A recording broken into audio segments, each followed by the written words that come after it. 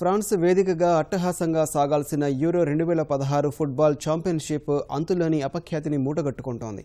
స్కోర్లు, జట్ల ప్రతిభపై చర్చకు కారణం కావాల్సిన క్రీడా సంరంభం అభిమానుల ముష్టి యుద్ధాలకు వేదికగా నిలుస్తోంది. వీటికి తోడు ఫ్రాన్స్లో వేర్వేరు కార్మిక వర్గాలు చేస్తున్న సమ్మె స్థానికులు, పర్యాటకుల్ని అష్టకష్టాలకు గురిచేస్తోంది.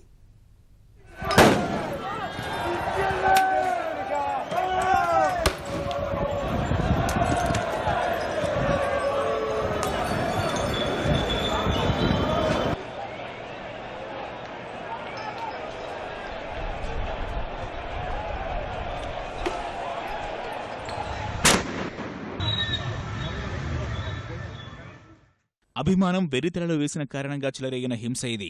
ఇష్టమైన ఫుట్బాల్ జట్టును కేరింతలు కొడుతూ ప్రోత్సహించాల్సిన అభిమానులు పరస్పరం దాడులకు దిగడం వల్ల తలెత్తిన దుస్థితి ఇది. రణరంగాన్ని తలపిస్తున్న ఈ దృశ్యాలు ఫ్రాన్స్లోని మార్సే నగరంలోనివి.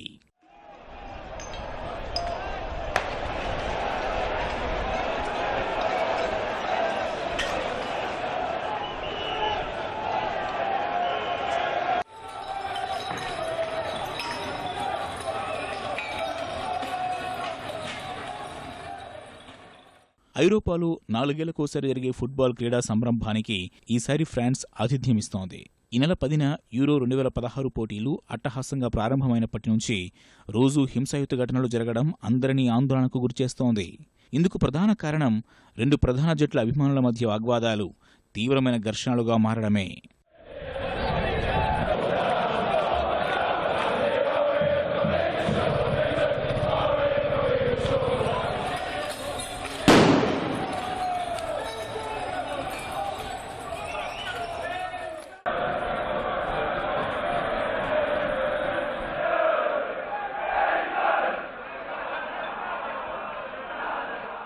యూరో 2016 పోటీల్ని ప్రత్యక్షంగా చూసేందుకు వేలాది మంది పర్యాటకులు ఫ్రాన్స్లోని వేరువేరు నగరాలకు వచ్చారు.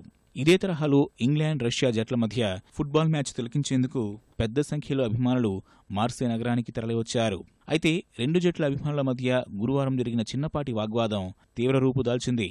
పరస్పరం ఘర్షణకు దిగిన ఇంగ్లాండ్, రష్యా ఫుట్బాల్ జట్ల అభిమానులు మార్సే నగర వీధుల్లో రెచ్చిపోయారు.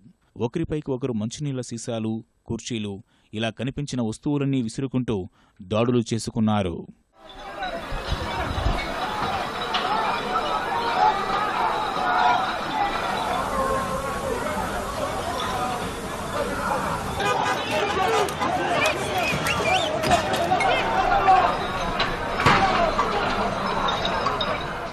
మూడు రోజులుగా కొనసాగుతున్న ఈ ఘర్షణలు ఇంగ్లాండ్, రష్యా జట్ల మధ్య ఫుట్బాల్ మ్యాచ్ ప్రారంభానికి ముందు మరింత తీవ్రమయ్యాయి. 2 వర్గాల వారు హోరాహోరీ కొట్లాటకు దిగగా మార్సే నగర్ వీధులు రణరంగాన్ని తలపించాయి. వీరిని అదుపు చేసేందుకు పెద్ద సంఖ్యలో పోలీసులు రంగంలోకి దిగారు. జలఫిరంగులు, బాష్పవాయువు గోళాలు ప్రయోగించారు. ఈ ఘర్షణల్లో అనేక మంది తీవ్రంగా గాయపడగా కొందరి పరిస్థితి విషమంగా ఉంది.